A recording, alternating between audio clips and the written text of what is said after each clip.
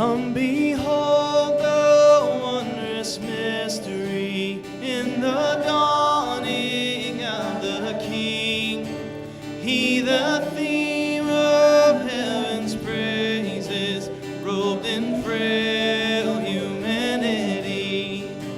In our longing, in our darkness, now the light of life has come. Look to Christ who condescended, took on flesh to ransom us.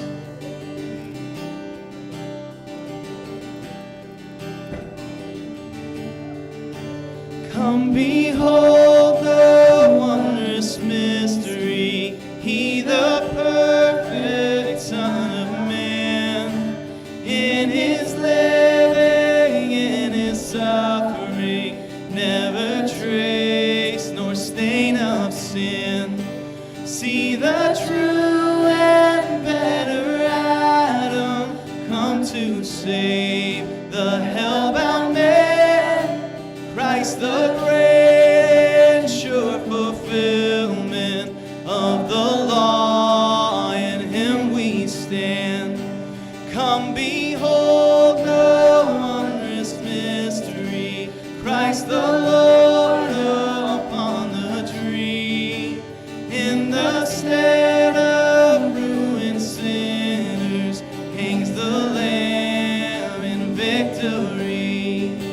See the price of our redemption, see the Father's plan unfold, bringing many sons to glory, grace unmeasured, love untold. Come behold the wondrous mystery, slain by death, the God of life. But no grave could e'er restrain Him. Praise the Lord, He is alive. What a foretaste of deliverance, how unwavering our hope. Christ in power resurrected, as we will be when He comes.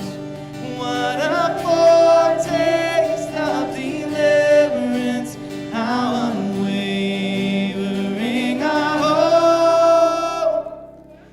Christ in power resurrected, as we will be when He comes.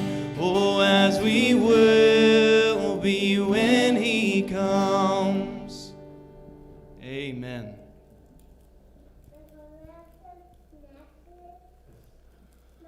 Well, welcome again. Let's read. I want to read from Lamentations chapter 3. We're going to sing after this the next song, Great is Thy Faithfulness. And it's taken from verse 23 of Lamentations chapter 3. And there is considerable debate about what Jeremiah is talking about in this chapter, whether he is talking about his own personal affliction after he prophesied judgment on Israel, and he was afflicted, he was persecuted, he was thrown into prison. And so some think that that's what he was talking about in that passage. Others think that he was acting as an intercessor and that he was taking on himself and crying out concerning the affliction of the nation Israel.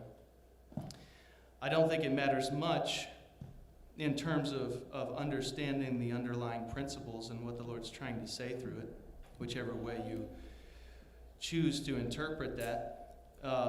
And in either way, you can see that whichever of those interpretations it is, it's a type of Christ. It's a picture of Christ looking forward. And so I'm going to read it beginning in verse 1. It says, I am the man who has seen affliction under the rod of his wrath. He has driven and brought me into darkness without any light. Surely against me he turns his hand again and again the whole day long. And the he is the Lord that he's referring to. He has made my flesh and my skin waste away. He has broken my bones. He has besieged and enveloped me with bitterness and tribulation. He has made me dwell in darkness like the dead of long ago. He has walled me about so I cannot escape. He has made my chains heavy. Though I call and cry for help, he shuts out my prayer. He has blocked my ways with blocks of stones. He has made my paths crooked. He is a bear lying in wait for me, a lion in hiding. He turned aside my steps and tore me to pieces. He has made me desolate. He bent his bow and set me as a target for his arrow. He drove into my kidneys the arrows of his quiver.